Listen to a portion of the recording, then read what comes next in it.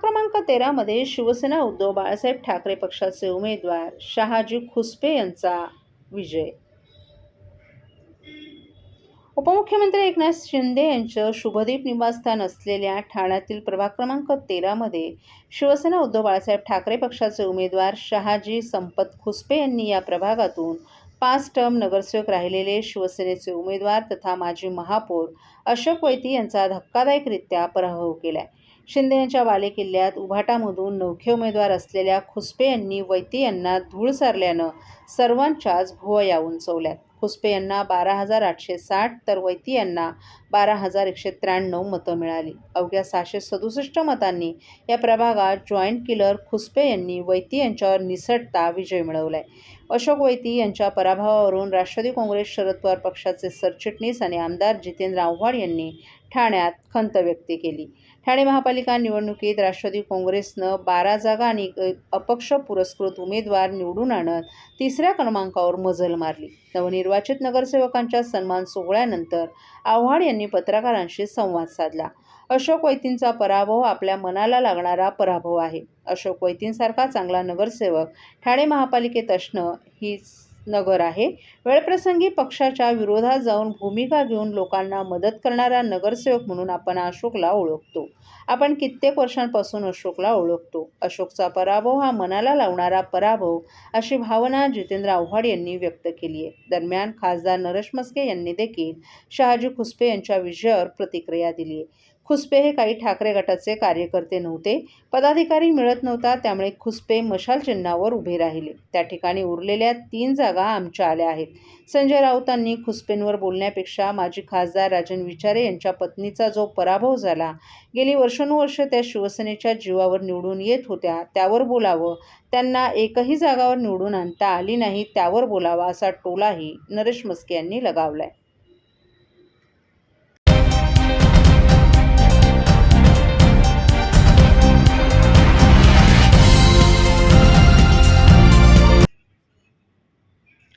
दीर्घकाळ राजकारणात सक्रिय असलेले 2-3 टर्म निवडून आलेले आणि ओळखीची नावं असलेले तब्बल 32 माजी नगरसेवक या निवडणुकीत पराभूत झाले। यामध्ये माजी महापौरांसह अनेक दिग्गजांचाही समावेश आहे। विशेष म्हणजे 2 ते 4 टर्म नगरसेवक म्हणून निवडून आलेले मातब्बरही यंदा मतदारांच्या नाराजीमुळे घरी बसले। ठाणे महापालिका निवडणुकीत सर्वच पक्षानं आपली ताकद पणाला लावली। यामध्ये 100हून अधिक माजी नगरसेवकांना पक्षांनी मैदानात उतरवून संधी दिली, तर ज्यांना संधी मिळाली नाही त्यांनी अपक्ष म्हणून दंड थोपटले। काही इतर पक्षांमध्ये आयत्या वेळी गेले। त्यामुळे यंदाची निवडणूक चुरशीची ठरली। परंतु या सर्व लढतींमध्ये तब्बल 32 माजी नगरसेवकांना पराभवाचा सामना करावा लागलाय। ओळख, संपर्क आणि अनुभव असूनही यावेळी मतदारांना आपल्याकडे ते वळवू शकले नाहीत। काही प्रभागांमध्ये तर एकाच जागेसाठी 3 ते 4 माजी नगरसेवक रिंगणात उतरले होते। परंतु तरीही मतदार राजानं नव्या चेहऱ्यांना संधी देत मातब्बरांना धक्का दिला असल्याचं दिसून आले। प्रभाग क्रमांक 2 मध्ये शिवसेनेच्या माजी नगरसेविका कविता पाटील यांचा भाजपचे विकास पाटील यांनी पराभव केला। प्रभाग क्रमांक 3 ही निवडणूक विशेष चर्चेची ठरली। येथे मधुकर पावशे, भूषण भोईर आणि जयनाथ पुर्णेकर या 3ही माजी नगरसेवकांना एकाच वेळी पराभव स्वीकारावा लागला। पावशे आणि भोईर यांना शिवसेना शिंदे गटानं उमेदवारी नाकारली होती, त्यामुळे ठाणे विकास आघाडीतून त्यांनी निवडणूक लढवली। परंतु माजी महापौर मीनाक्षी शिंदे यांनी आपली ताकद लावून 2 सामान्य कार्यकर्त्यांना निवडून आणलं। खारेगावातील प्रभाग क्रमांक 9 मध्ये सलग 4 टर्म नगरसेवक राहिलेले उमेश पाटील यांचा पराभव या निवडणुकीतील मोठा धक्का मानला जातोय। राष्ट्रवादी काँग्रेस शरद पवार गटाचे नवोदित उमेदवार अभिजित पवार यांनी त्यांचा पराभव करत राजकीय वर्तुळात खळबळ उडवली। प्रभाग क्रमांक 11 मध्ये महेश्वरी तरे यांनाही अपयश आलं। 2017 मध्येही त्यांना पराभव स्वीकारावा लागला होता। यंदा शिवसेना ठाकरे गटाच्या त्या उमेदवार होत्या।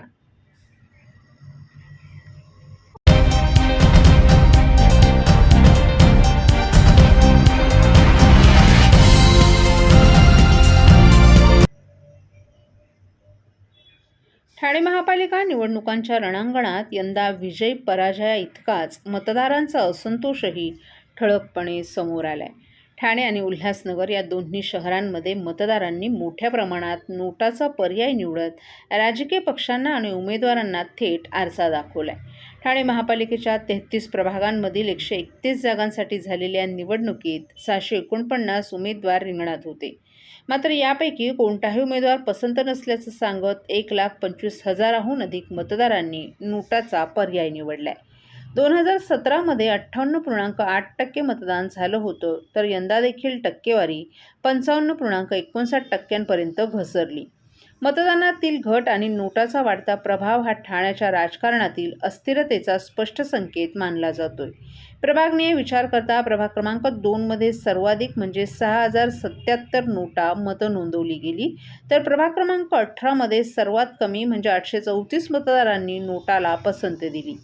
ठाणे महापालिकेच्या 33 प्रभागांमधील शहरात एकूण 16,49,869 मतदार होते. त्यामध्ये 8,63,869 पुरुष, 7,85,831 महिला आणि 15 इतर मतदारांचा समावेश होता. यापैकी 9,17,123 मतदारांनी मतदानाचा हक्क बजावला. यामध्ये 4,83,698 पुरुष, 4,33,385 महिला आणि इतर 40 मतदार होते. यंदा मतदानाची टक्केवारी 55.59% इतकी नोंदवली गेली. अलीकडील राजकीय घडामोडी, पक्षांतरे आणि अंतर्गत संघर्षाच्या पार्श्वभूमीवर ठाणेकर मतदारांनी उमेदवारांना नाकारत नोटाद्वारे आपला रोष व्यक्त केला, असं स्पष्टपणे दिसून आले. राजकीय वर्तुळात चर्चेनुसार मागील काही वर्षात उमेदवारांची सततची पक्षांतरं, निष्ठेचा अभाव आणि वैचारिक गोंधळ यामुळे सुशिक्षित ठाणेकर मतदारांमध्ये तीव्र नाराजी निर्माण झाली होती. 8 ते 10 वर्षाच्या प्रदीर्घ प्रतीक्षेनंतर ही महापालिका निवडणूक झाली असली तरीही मतदारांनी अनेक प्रस्थापित नेत्यांना नाकारत आपला असंतोष व्यक्त केलाय. 1.25 लाखाहून अधिक मतं नोटाला पडणं ही बाब आगामी विधानसभा आणि लोकसभा निवडणुकांसाठी सर्वच राजकीय पक्षांसाठी धोक्याची घंटा मानली जात आहे.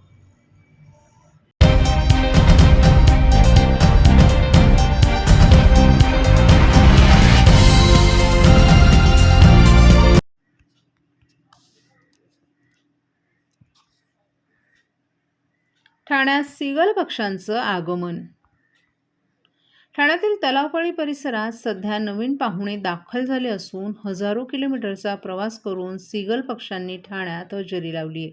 तलावपाळी परिसर सध्या या पक्षांच्या किलबिलाटानं गजबजून गेला असून नागरिकांचंही लक्ष वेधून घेत आहेत. अमेरिका, युनायटेड किंगडम, ऑस्ट्रेलिया आणि अंटार्क्टिका या भागांमध्ये मोठ्या प्रमाणात आढळणारे सिगल पक्षी स्थलांतराच्या काळात भारतात दाखल होतात. विशेषतः तपकिरी रंगाची सिगल ही मध्य आशियामध्ये मोठ्या प्रमाणात आढळून येते. हिवाळ्याच्या दिवसात तलाव, नद्या आणि समुद्रकिनारी सिगल पक्ष्यांची संख्या वाढताना दिसते. ठाण्यातील तलावपाळी परिसरात मोठ्या संख्येनं सिगल पक्ष्यांचं दर्शन होत असून पक्षीप्रेमींना आणि निसर्गप्रेमींना हा एक आनंददायी अनुभव ठरत आहे. पर्यावरणाच्या दृष्टीनंही हे पक्षी महत्त्वाचे मानले जात असून त्यांच्या उपस्थितीमुळे परिसरातील जैवविविधतेचं दर्शन घडत आहे. ठाणेकरांसाठी सध्या तलावपाळी हे सिगल पक्ष्यांचं आकर्षणाचं केंद्र ठरत आहे.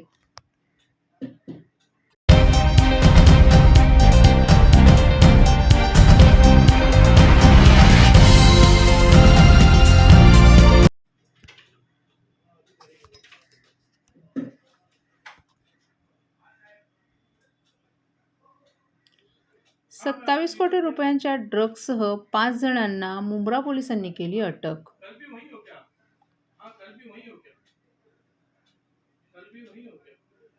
23 ग्रॅम एमडी ड्रग्जच्या आरोपींचं मोठं रहस्य उलगडण्यात मुंब्रा पोलिसांना यश आले. 27 कोटी रुपयांच्या ड्रग्जसह 5 जणांना मुंब्रा पोलिसांनी अटक केली आहे. पोलीस ठाण्याच्या NDPS पथकाची ही आत्तापर्यंतची सर्वात मोठी कार्यकर्ती आहे.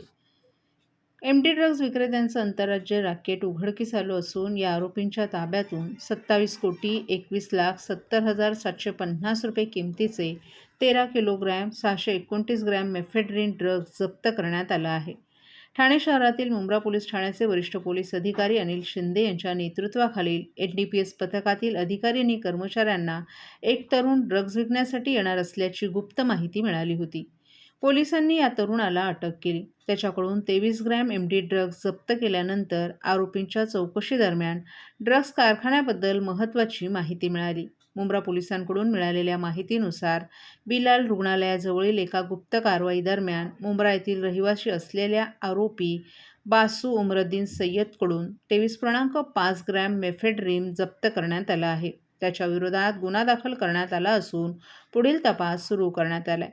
तपासादरम्यान आरोपींनी विश्वासार्ह माहिती दिली. 2 लोक मध्य प्रदेशातून एमडी विकण्यासाठी येणार होते.